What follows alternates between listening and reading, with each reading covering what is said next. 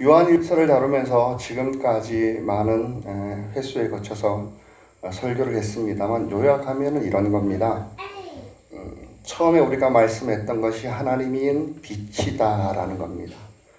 빛은 물리적인 밝은 빛보다 참됨과 거짓됨을 밝혀주고 진실을 밝혀주는 의미에서 하나님은 빛이다라는 것을 말씀드렸습니다.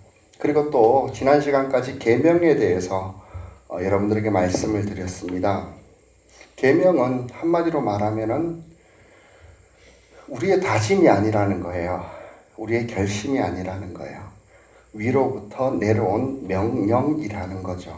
우리는 다만 순종해야 한다라는 겁니다. 왜 그런가 라고 했을 때 사실은 우리는 하나님께로 가는 길을 알지 못해요. 계명이 그 길이라고 그랬죠. 그래서 요한은 말하기를 계명의 내용을 논리적으로 아는 것이 아니라 계명을 행해야 하나님을 아는 것이다 이렇게 얘기했어요. 길과 지도를 우리에게 줬어요. 그리고 하나님을 만나려면 그 길을 걸어가야 된다라는 거예요. 그게 계명이다라는 거예요. 이 사실은 매우 중요합니다. 왜냐하면 오늘부터 나눌 것이 새 계명이기 때문에 그래요. 계명은 혹은 율법이라고 말하는 이 계명은 새 계명에서도 이 계명이랑 본질적인 뜻이 동일합니다. 그리고 나아가서 우리가 얘기한 건 뭐냐면은 이 땅에 오신 예수님이 하나님의 말씀이고 하나님의 사랑이다. 좀 많이 건너뛴 것 같지만은 그것은 요한일서 1장 1절에 나오는 이 책을 기록한 하나님의 목적이죠. 이 사실을 위해서 빛대심과 계명과 사랑을 이야기하고 있다라는 겁니다. 여러분 이것을 보면서 우리가 주의해야 될 것은 뭐냐면 이렇게 말하면 사람들은 참 기분 나빠하는데 인간은 어쩔 수 없이 우리는 무지하다라는 것 그리고 무능하다라는 것 이거 인정하지 않으면 예수 믿을 수가 없어요. 우리는 선에 대해서 알지 못해요. 의로움에 대해서 알지 못해요. 또 그리고 안다 하더라도 행할 능력이 없어요. 왜냐하면 하나님 자체가 빛이시기 때문에 그래요. 선이기 때문에 그래요. 하나님이 사랑이기 때문에 그래요. 이것을 한번 생각해 보셔야 돼요. 왜냐하면 우리가 왜 이것을 알고 있다고 생각하고 행하고 있다고 생각하느냐 하면은 자기 나름대로 논리적으로 상상만 하기 때문이에요.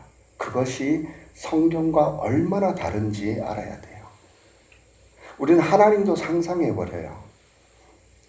그래서 대부분의 사람들은 상상했던 하나님 보면 무당이 믿는 하나님과 비슷해요.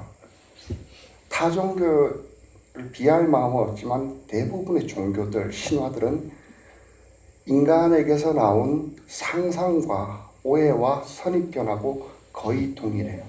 그런데요, 성경은 참되신 하나님, 빛이신 하나님은 그것이 아니라 하나님의 참 모습을 일러줘요. 그건 매우 중요해요. 그리고 또 계명이지만 우리는 그 길을 갈 수 없다라는 것을 사람들이 인정하지 못해요. 자기가 착했다라고 생각해요. 이 정도면 괜찮다라고 생각해요. 나는 할 수 있을 것이다 라고 생각하는데 그것은 착각이에요. 대부분 그것은 자기가 하나님처럼 되고 싶은 욕망에서 나오는 거예요. 상상했다고 생각했다고 그 길을 가고 있다고 생각해요. 사랑이 무엇인지 논리적으로 알았다고 해서 사랑하고 있다라고 착각해요. 오늘 본문에도 비슷한 말씀이 나옵니다. 자기 형제 자매를 미워하는 사람은 어둠 속에 있고 어둠 속을 걷고 있으며 그 사람은 자기가 어디로 가는지 알지 못합니다. 어둠이 그의 눈을 가렸기 때문입니다. 11절이에요. 이게 그 말이에요. 나름대로 사랑한다고 하지만은 여러분 사랑이 뭔지 알아요? 따뜻하고 보고 싶고 원하고 이거하고는 좀 달라요. 우리가 사랑이 정말 뭔지를 몰라요. 그러고 보면 인류 역사상 그 어느 누구도 사랑이 무엇이다 라고 결론을 내리지를 못했어요. 알고 계세요? 그런데 성경은 명확히 결론을 내리고 있어요. 우리가 받아들이든지 받아들이지 않든지 하나님은 그것이 무엇인지 알고 있기 때문이라는 거예요. 그래서 오늘부터는 우리가 사랑에 대해서 좀 더 한 걸음 나아가서 사랑이 무엇인지 여러분들과 한번 살펴보고자 합니다. 그 전에 여러분 누차 얘기하지만 빛이신 하나님 다룰 때도 제가 누차 얘기했지만 우리는 하나님을 오해하듯이 사랑도 오해를 해요. 그것을 내려놔야 돼요. 나는 사랑이 무엇인지 알지 못합니다 라는 고백이 먼저 있어야 될 것 같습니다. 그리고 또한 나는 사랑할 수 없는 사람입니다. 그럴 능력이 없습니다 라는 것을 알아야 될 것 같습니다. 인정하고 말씀을 들어보셔야 될 것 같습니다. 그러니 좀 관심을 가지고 잘 한번 들어보셨으면 좋겠다 생각됩니다. 사도는 결론적으로 계명에 대해서 계명은 하나님의 마음이 담겨 있는 계명에 하나님의 마음이 담기면 뭐라 그랬죠? 하나님의 사랑이 담기면 계명에 그것이 말씀이다라고 했죠. 우리가 자식에게 때로는 너 이렇게 해라고 엄하게 명령하지만 거기에서 부모들의 마음은 자식 잘 되기를 바라는 사랑의 마음인가.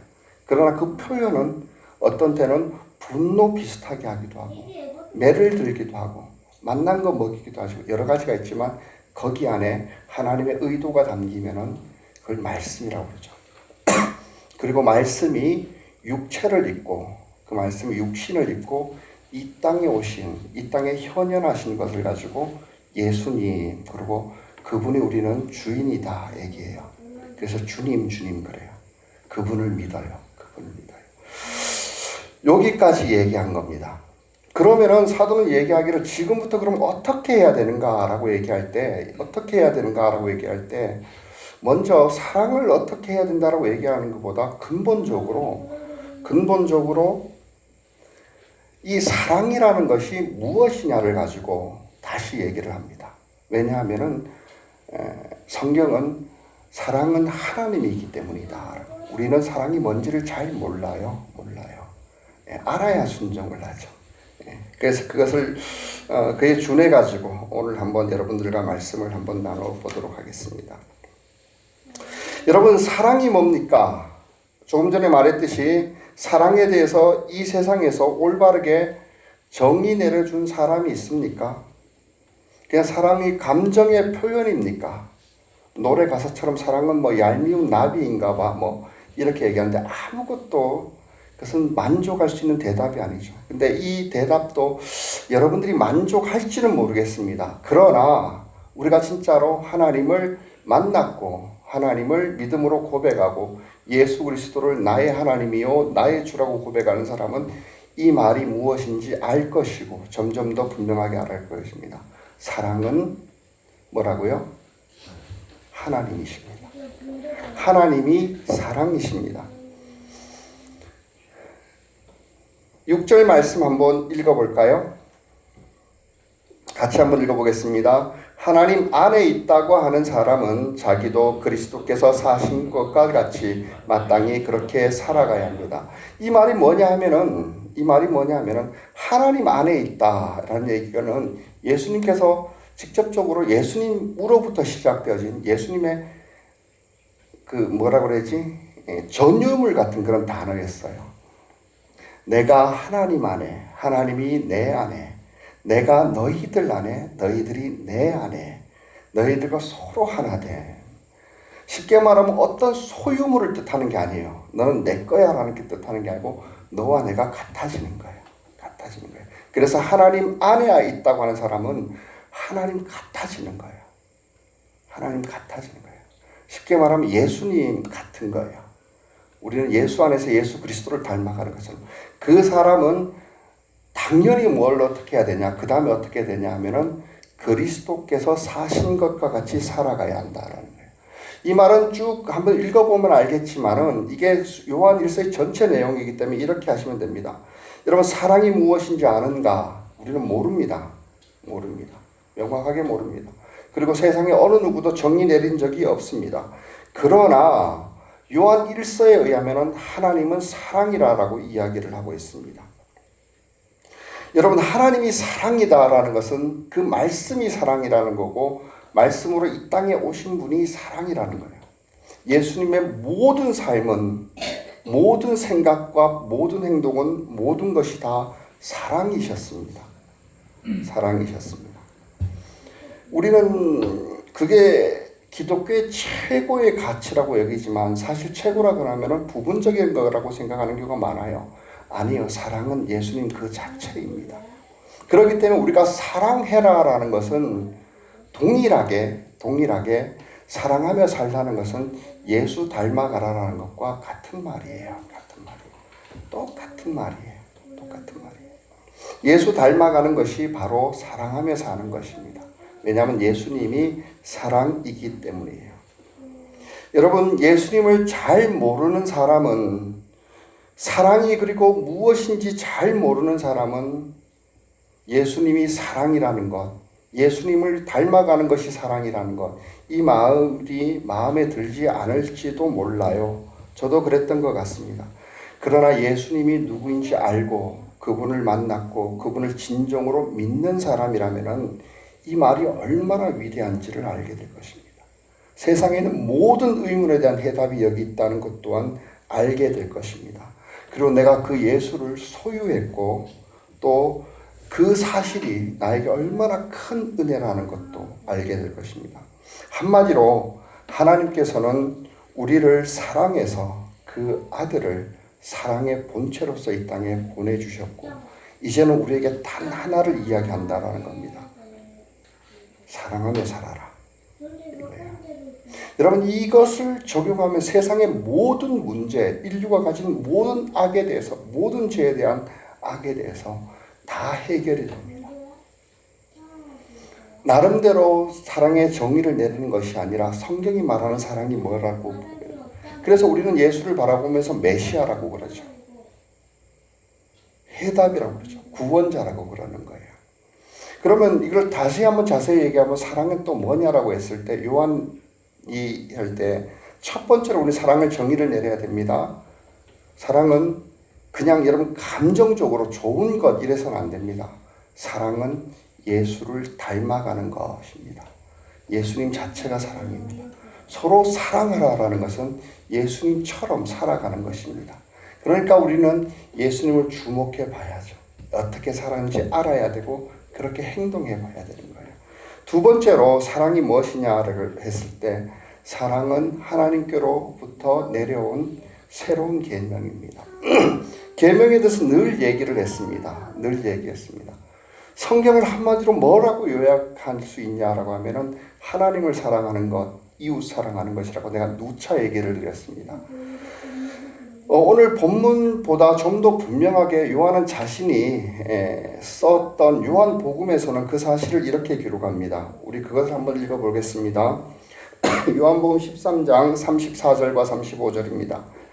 같이 한번 읽어보겠습니다. 외웠으면 더 좋겠는데 같이 한번 읽어보겠습니다. 시작. 이제 나는 너희에게 새 계명을 준다. 서로 사랑하여라. 내가 너희를 사랑한 것 같이 너희도 서로 사랑하여라. 너희가 서로 사랑하면 모든 사람이 그것으로써 너희가 내 제자인 줄을 알게 될 것이다. 그럼 이게 정말로 위대한 말이죠. 모든 것이 다 담겨 있는 거예요. 그래서 주목해 주는 건 뭐냐면은 계명을, 새로운 계명을 너에게 준다라는 거예요. 이전 계명은 뭐라고요? 율법이죠. 율법. 주는데 그것이 서로 사랑하는 거예요. 서로 사랑하는 거예요. 근데 어떻게 사랑한다라고요? 내가 너희를 사랑한 것처럼. 너희가 지금 나와 함께 살지 않았느냐? 나를 받고 제자들에게 하는 말이에요. 나를 만져보았고 내 말을 들었고 내가 사는 모습을 보았다. 그게 사랑이라는 거예요. 내가 너희를 사랑한 것처럼 똑같이 너희도 세상에 나가서 그렇게 해봐. 그렇게 해봐. 이게 바로 그거죠. 우리가 예수님을 사랑하듯이 이웃을 사랑하는 거예요. 똑같은 거예요. 그게 같아야 된다는 거예요. 35절 말씀은 이거예요. 마지막에 보면 이것으로써 너희가 모든 사람이 이것으로써 너희가 내 제자일 줄 안다. 저는 이걸 말하는 것 같아요. 메시아. 이전까지는 없었어요. 예수님 오시기 전까지는. 그리고 예수님 이후로도 다시는 없을 거예요. 예수 이름으로 예수가 영광 받는 그것을 이야기할 겁니다. 제가 좀 어려운 것 같지만 이 얘기를 하는 이유가 있어요. 여러분 눈치채셨을지 모르겠지만은 계명의 뜻을 내가 이야기하는 거예요. 계명의 뜻을 이야기하는 거예요. 계명을 생각할 때 여러분들이 말을 많이 했지만은 한마디로 말하면 이거 아닙니까? 계명은 여러분 우리가 잘해보겠다는 결심하고 똑같을까요? 틀릴까요? 전혀 다른 거예요. 성경에 의하면 그것은 또 다른 죄예요. 계명은요 위로부터 왔기 때문에 시키는 대로 하는 순종이에요. 또 하나는 뭐냐면은 주권자가 누구냐는 거예요. 누가 말을 했느냐는 거예요. 내가 주인이 아니라는 얘기하고 같잖아요. 내 결심으로 내가 행해서 그 열매가 내 것이 아니에요. 여러분 전쟁이 났다고 생각해 봅시다. 어마어마한 전투에서 이등병으로서 열심히 싸워서 그 전투가 이기게 됐어요. 그때 상을 누가 받아야 되나요? 그 면류관을 누가 써야 되나요? 당연히 장군이죠. 이등병도 칭찬해 줄 수 있어요. 이등병으로서 칭찬을 받는 거예요. 계명이 그런 것 같은 거예요. 우리는 계명을 지킬 때 왜 그것을 못 지키냐 하면요. 이등병인데 사령관이 해야 될 것을 자기가 생각해요. 자기가 하나님인 것처럼. 내가 계산해 보니까 일로 가면 안 된다라는 거예요. 일로 가니까 두려운데 일로 가기 편한 것 같다라는 거예요. 왜 오른쪽으로 보내냐는 거예요. 나는 왼쪽으로 가야 된다라고 생각하는데 여러분 이게 다 뭐예요? 계명을 자기의 발로 자기의 결심, 자기의 계획이라고 생각하면서 이 자체가 하나님을 모르기 때문이라는 거예요. 네가 인간임을 모르기 때문이라는 거예요. 사람은 그렇게 만들어지지 않았어요. 왜요? 예수님이 그대로 그랬잖아요. 얘들아, 너희는 내일을 알지 못하지 않느냐. 그런데 그걸 가지고 계획을 세우면 어떻게 돼? 어떻게 네가 잘 살 수 있겠어? 어떻게 행복할 수 있겠어? 사람은 원래 내일을 모르지 않느냐 이거예요. 얘들아, 너는 그렇게 행할 수 있는 능력이 없어. 봐봐, 네가 나를 계획한 대로 너가 움직여지더냐? 아니지 않느냐? 생각해봐라. 네가 자라오면서 머리카락 하나도 네 스스로 희거나 검게 못했다. 그게 사람이지 않느냐? 네가 원한다고 해서 네 키를 조금이라도 더 크게 너 스스로는 하지 못했다라는 거야. 그거는 사람에게 주어진 역할이 아니야. 사람은 주권자에게, 창조자에게 순종하는 존재이지 창조자가 되어서는 안 돼, 이거예요. 계명이 이런 거예요. 그래서 여러분 자꾸 하나님을 몰라서 안 했어요. 하나님을 잘 몰라 이런 얘기할 필요가 없어요. 하나님을 만나기 위해서는 순종해야 돼요. 그래서 그 결과를 가지고 하나님이 참되셨구나 박수치는 게 찬양이에요. 여러분 사랑도 마찬가지란 얘기예요. 여러분 진짜 사랑이 뭔지 알아요? 기껏해야 진짜 사랑은 요즘은 이 사랑이란 말 자체가 얼마나 오염됐습니까? 제가 다음번에 이 사랑이 우리 세상에서 말하는 그 사랑과 특히 요한 1세는 이 헬라 사상에서 말하고 있는 에로스, 필레오, 아가페 사랑을 대비해서 말한다고 생각하는데 그것과 얼마나 다른지를 표현하고 있어요. 전혀 달라요. 그것과 달라요. 사랑은 에로스도 아니에요. 필레오도 아니에요. 아가페도 아니에요. 그러니까 예수 닮는 거예요. 예수 닮는 거예요. 여러분 계명이라고 해서 요한은 이렇게 말을 해요. 8절에 보면은 나는 다시 여러분에게 새 계명을 써보냅니다. 이 새 계명은 하나님께도 참되고 여러분에게도 참됩니다.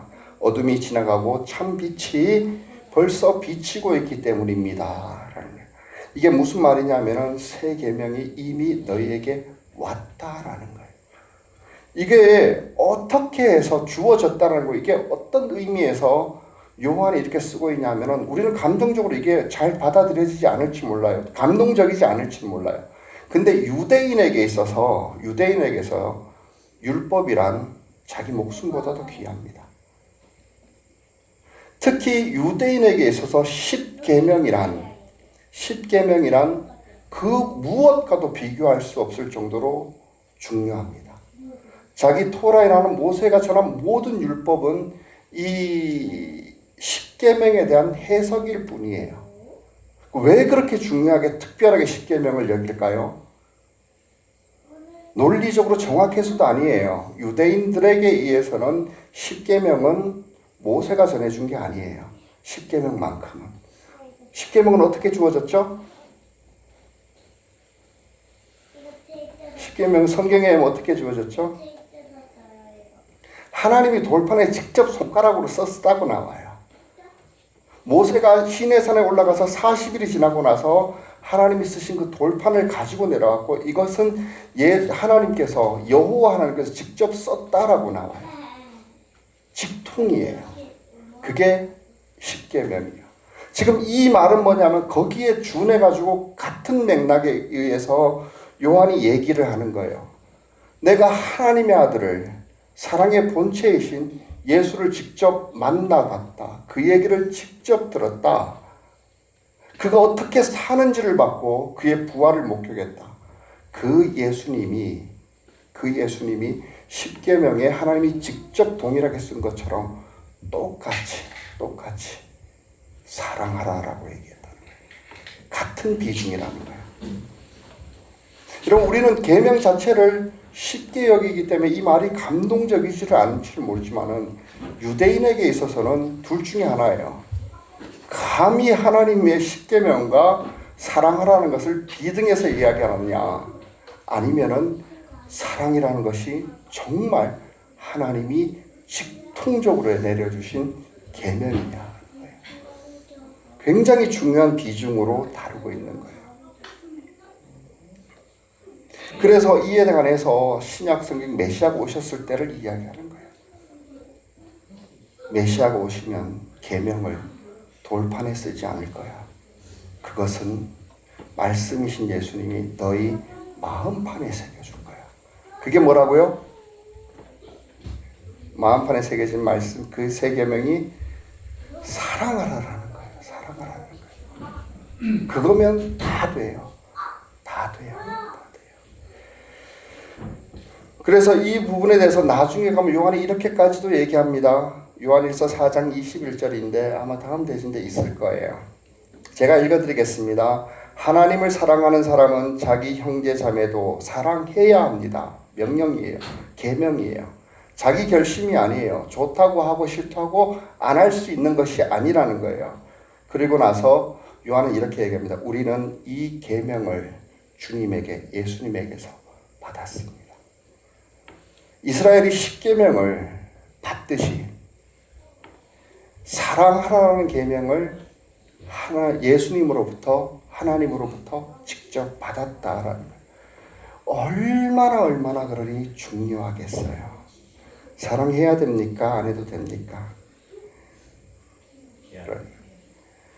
사랑 안 하면은 그리스도인입니까? 아닙니까?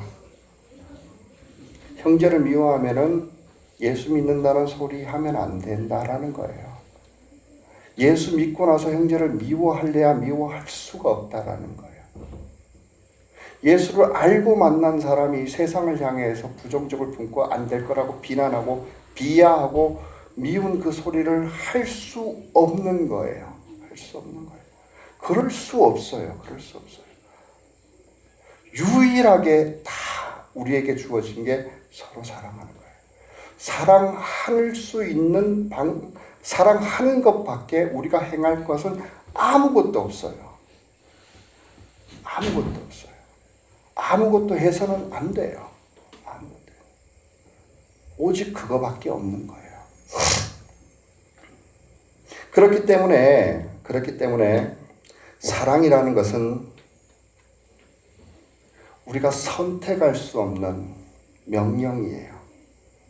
계명에 대해서도 얘기했지만은 이거 쉽게 말하면 계명이란 얘기는 이거예요.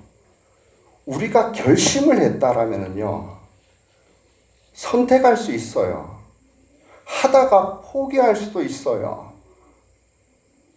뭐 그거 한두 번 해봅니까?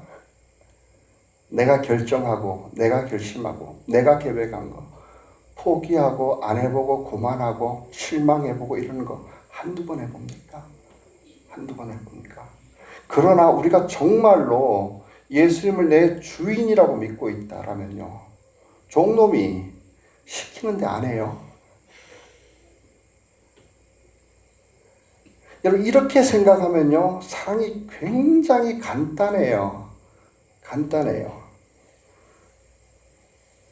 종이라고 생각하면요, 내가 하나님 되어서 결심해야 되고, 노력해야 되고, 계획해야 되고, 기획해야 된다고 생각하지 않으면요, 시키는 대로 하면 되는 거예요. 여기에서 보면 사랑이 무엇인지 여러분들이 알 거예요.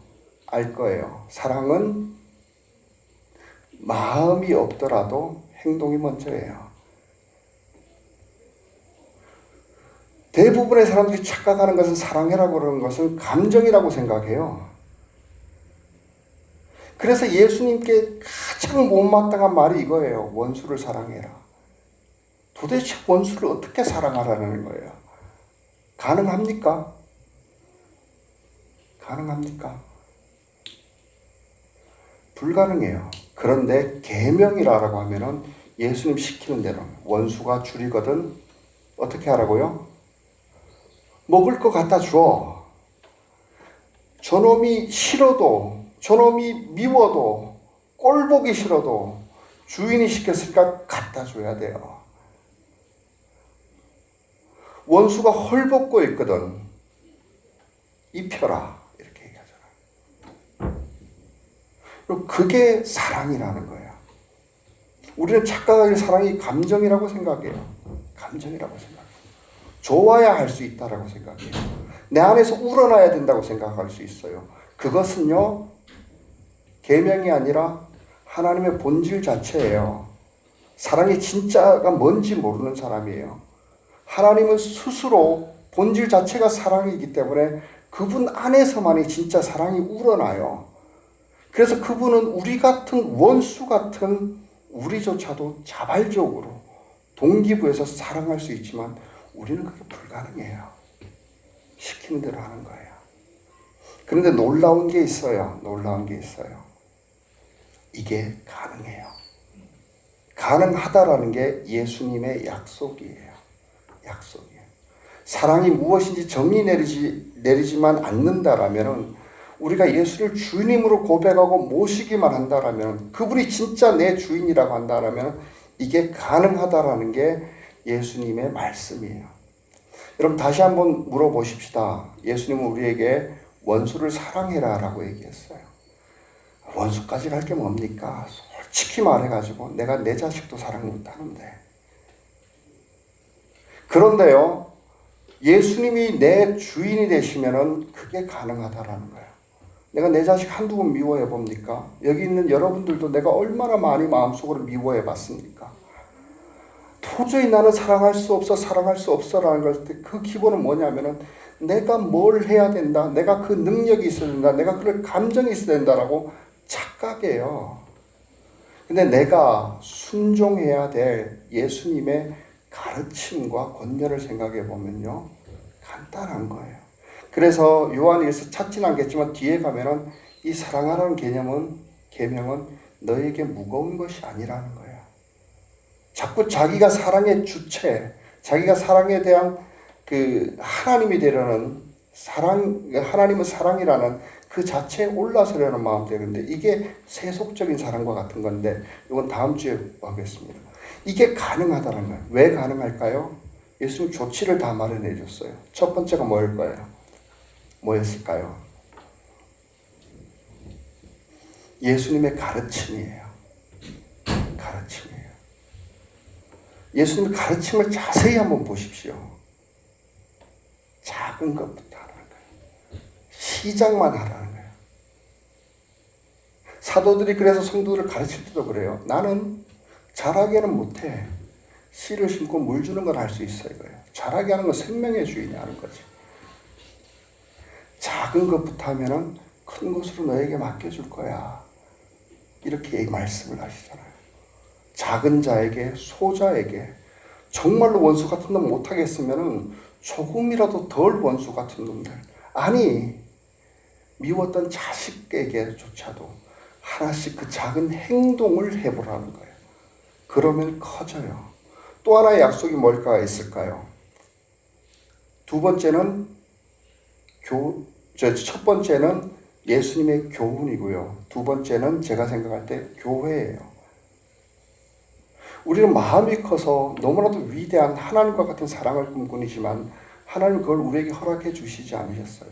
그러나 부분적인 거예요. 그래서 바울도 이렇게 얘기하죠. 우리가 부분적으로 알고 부분적으로 예언하나 그랬잖아요. 우리가 사랑해봐야 완전하지 못해요. 예수님처럼 완전하지 못해요. 그걸 알아요. 그러나 다른 사람이, 공동체가 다른 부분을 한다라는 거예요. 이게 무슨 말이냐? 이게 다음 주 할 것도 연결되는데 사랑은요 반드시 참되심과 동일한 거예요. 선해요. 올바라야 돼요. 여러분 우리가 누군가를 자식을 정말로 사랑한다고 얘기하는데 자기 좋다고 얘하고 싶은 대로 막 하게 됩니까? 그걸 바로잡기 위해서 마음 아파도 채찍을 들어야 될지도 몰라요. 엄하게 꾸짖어야 될지도 몰라요. 꾸짖으면 어떻게 될까요? 애들이 더 잘못 나갈 수 있어요. 근데 오늘 꾸짖고 내일 칭찬하고 가만히 두고 그러면 얘가 어디로 갈까요? 안 돼요. 공동체 안에서 교회가 완전한 이유는 누가 꾸짖고 있으면 누가 위로하고 있어요. 하나님만이 동시에 하는 거지만 우리는 공동체 안에서 모든 것이 완성도 높게 되어져 간다는 거예요. 교회예요. 교회로 통하여서 사랑하기 때문에 가능하다는 거예요. 세 번째로 마지막으로 뭘까요? 내가 이것은 모두 다 요한일서에 언급하고 있기 때문인데 여러분들 좀 읽어보시기 바랍니다. 마지막으로 우리를 사랑할 능력이 없지만 예수님의 약속이 있어요. 교회고 또 하나는 뭐였죠? 성령이에요. 성령.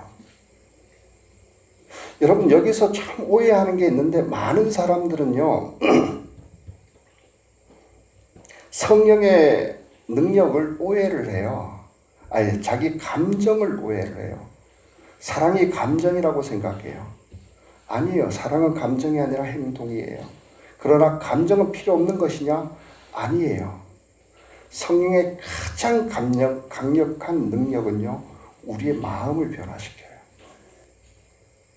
여러분 많은 사람들이 교회를 보면서 오해하는 게 뭐냐면 성령의 능력 보면 환상 보는 거 얘기해요. 기적을 행하는 거 얘기해요. 그런데 그게 성령의 능력인가요? 그거는 은사일지는 모르지만 능력이 아니에요.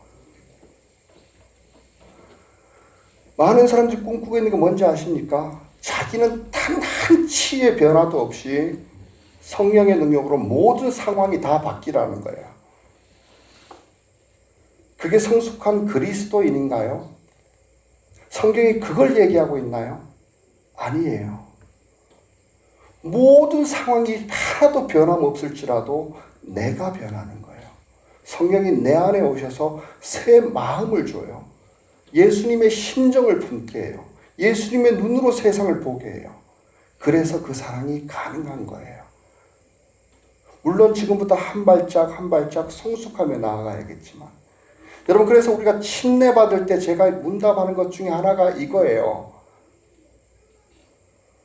안에 성령이 계셔서 하나님의 계명을 하나님의 뜻대로 살 수 있는 마음을 주시고 또 그렇게 할 수 있는 능력도 주셨다는 걸 알 수 있습니까? 예, 그래요. 우리 성령을 의지하게 되면요 마음이 달라져요. 마음이 달라져요. 내가 이제까지 정말로 사랑할 수 없었던 사람, 받아들일 수 없었던 상황들, 내가 나를 용서하지 못했던 과거들, 그것들이 예수의 마음과 예수의 위로, 예수님의 십자가로서 변화되게 돼요. 어제는 미웠던 사람이 내가 물 한 잔씩 갖다 주는 그 계명을 작은 걸 실천하다 보니까 이제 어느샌가 사랑하게 되어져요.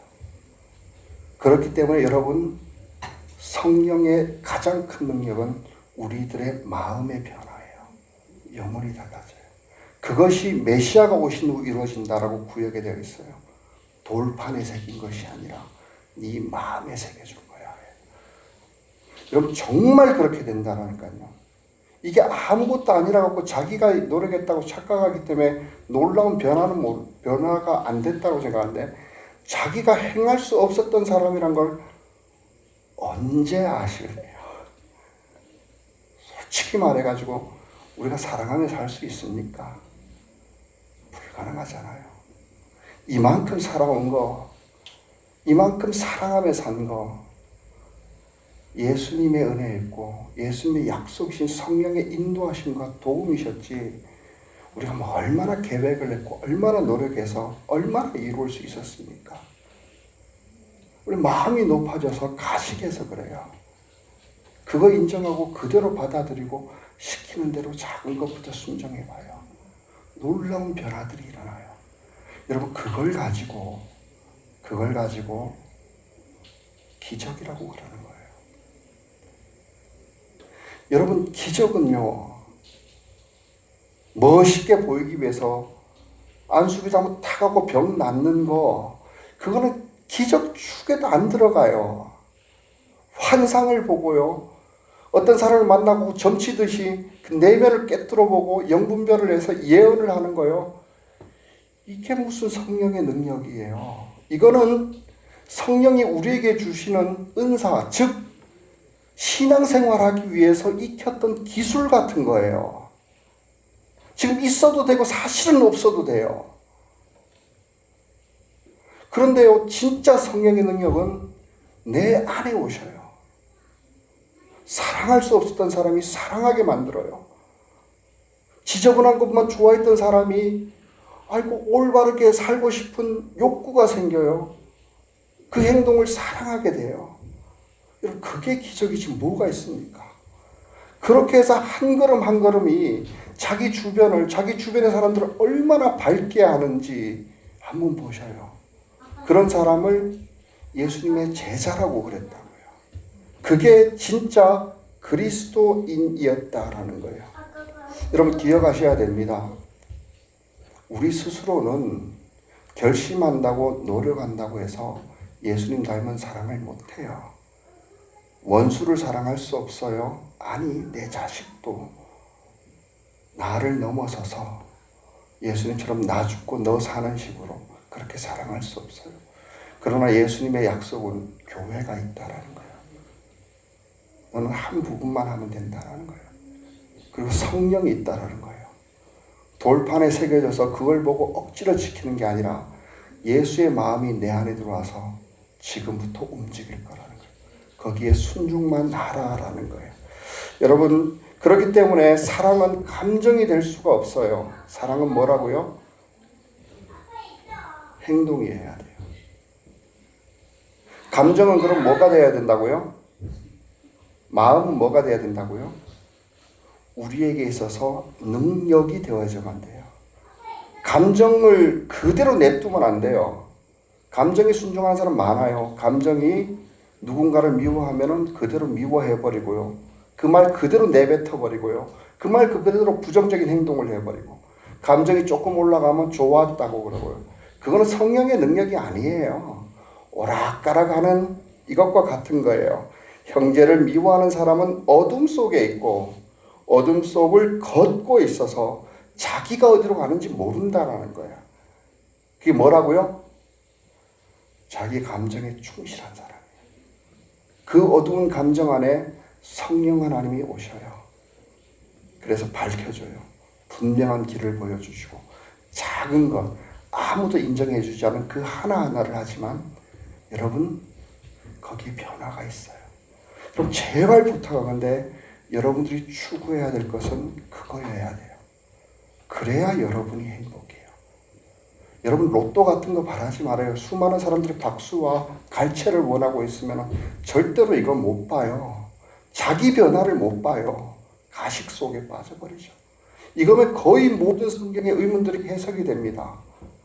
저는 지금까지 참 헷갈렸던 게 이것만 얘기를 하고 다음 주 얘기를 하겠습니다. 헷갈렸던 게 이거예요. 도대체 예수님을 따라 살면서 예수님의 삶을 본을 목사로서 사람들에게 보여주는 것과 바리새인들의 가식적인 삶의 차이가 뭘까? 그럼 뭘까요? 본을 보여주라 그랬는데 나는 예수님처럼 못하는데도 예수님과 같은 삶을 보여줘야 돼. 가식이잖아요. 여러분, 가식적인 바리새인과 예수님의 제자의 차이가 이거예요. 주인이 누구인가요? 주인이 누군가요? 그렇죠. 바리새인들은 자기가 영광받아야 돼요. 자기 결심에, 자기 의지에, 자기가 순종해서 자기가 칭찬받아야 돼요. 그리스도는 그거 아니에요. 내가 못하더라도 예수님 시키는 거에 순종하는 거예요. 그래서 열매와 결과가 있다 그러더라고. 자기가 한지 몰라요. 요한계시록에 보면 그 장면이 나와요. 24장로에게 면류관을 줘요. 그 장로들은 어떻게 한다고요? 면류관을 벗어서 그리스도 어린 양 예수님의 발 앞에 놓는 거예요. 내가 아니라는 거예요. 이게 가식과 예수님의 제자의 차이고 이것이 교만과 겸손의 차이예요. 순종의 결과예요. 나는 사랑의 본체가 아니에요. 계명을 지키는 거예요. 그것으로 사랑을 해야 하는 거예요. 여러분, 사랑이 무엇인지 잘 아셨으면 좋겠습니다. 그리고 또 하나 중요한 것, 사랑은 할 수 있습니다. 왜요? 예수님이 약속하셨고 예수님이 성령을 보내주셨기 때문이에요. 우리가 논리적으로 생각하지 말고 감정에 순응하지 마십시다. 감정은 언제나 우리를 속입니다. 감정은 성령의 능력이어야만 됩니다. 그러니 작은 것부터 순종해 보셔요.